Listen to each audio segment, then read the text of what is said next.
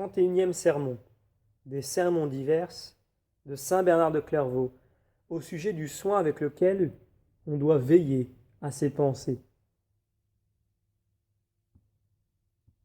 Mes frères, saint Benoît nous recommande de veiller à nos pensées.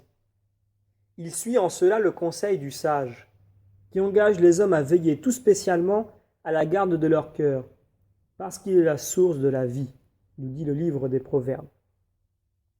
Or, je trouve qu'il y a 3 sortes de pensées, dont doit se garder quiconque se convertit dans son cœur et a hâte d'offrir à Dieu, au-dedans de soi, un temple digne de lui. Ainsi, il y a des pensées oiseuses, et qui ne mènent à rien. Il est aussi facile à l'âme de les rejeter que de les recevoir, pourvu qu'elle habite avec elle-même au fond de son cœur, et qu'elle se tienne en présence du Maître de la terre entière.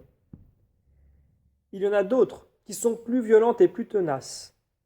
Ce sont celles qui ont rapport aux nécessités du corps et qui sont nées, en quelque sorte, du même limon que nous. Pour peu qu'elles séjournent dans l'âme, on ne peut plus les en arracher sans peine et sans blessure. En effet, il arrive souvent que la pensée du boire, du manger et du vêtement nous préoccupe tellement qu'on a toutes les peines du monde à en débarrasser le cœur. Cela ne vient que de ce qu'étant limoneuse et gluante, si je puis ainsi parler, elles trouvent une terre aussi limoneuse et aussi gluante qu'elle. Car ce n'est pas sans raison qu'il est dit que l'homme a été fait non pas de la première terre venue, mais du limon. Voyez en effet comme le corps tient du limon. Il est collé à l'esprit, même avec tant de force et d'une manière si indissoluble qu'il ne peut s'en séparer sans une grande douleur. Que faut-il donc faire quand ces pensées limoneuses s'emparent de notre esprit?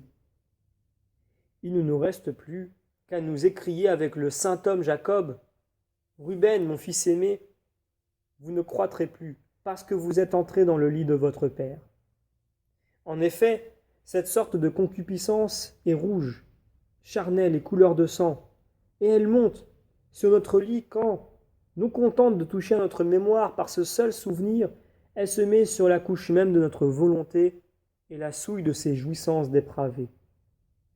Or, c'est avec raison que l'appétit charnel est appelé notre premier-né, car il se manifeste en nous dès les premiers jours de notre existence, tandis que les autres vices ne se montrent qu'avec le temps, et ne naissent que de la malice des siècles et de diverses occasions.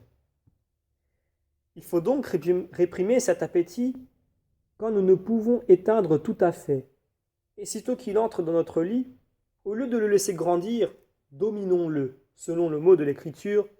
Votre concupiscence sera sous vous, et vous la dominerez.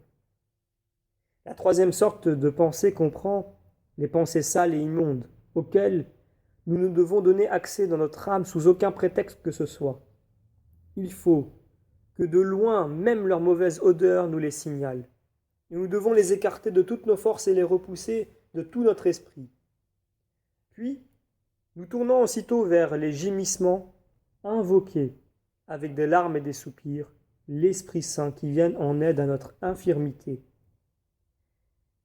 Chassé ainsi avec confusion, le malin esprit n'osera plus si facilement présauter, ni offrir rien de semblable à une âme qui résiste avec tant de vigueur. Or, les pensées que j'appelle sales et immondes, ce sont celles qui ont rapport à la luxure, à l'envie et à la vaine gloire, et à tous les autres vices que nous devons détester. Si nous voulons conserver nos âmes pures, il faut, de si loin que ces pensées s'avancent vers nous, les repousser avec indignation, les écarter de notre esprit, et ne leur point en ouvrir les portes. La première sorte de pensée dont je vous ai parlé comprend les pensées oiseuses et qui ne mènent à rien. C'est de la boue, mais de la boue simple, c'est-à-dire qui ne s'attache point et ne sent pas mauvais. À moins toutefois qu'elle ne séjourne trop longtemps en nous, et que par notre incurie, notre négligence, elle ne se change en une autre sorte de pensée. C'est ce que nous éprouvons tous les jours.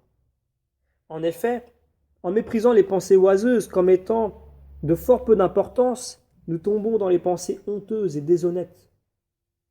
La seconde sorte de pensée n'est pas de la boue simple, mais comme je l'ai déjà dit, c'est une boue tenace et limoneuse.